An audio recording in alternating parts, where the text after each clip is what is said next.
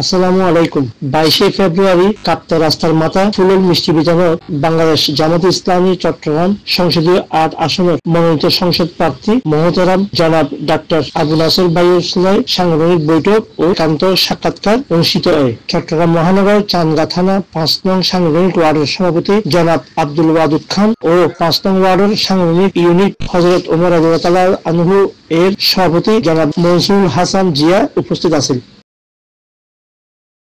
CFP আসলে তারা কমিটির সাথে সম্মিলিত একটা সেকেন্ডারি আছে তো এটা জেনারেশন এছাড়া এই মতবিনিময় সভায় আরো গণ্যমান্য ব্যক্তিবর্গ উপস্থিত আছেন। Zahed, C71 news, Chittagong.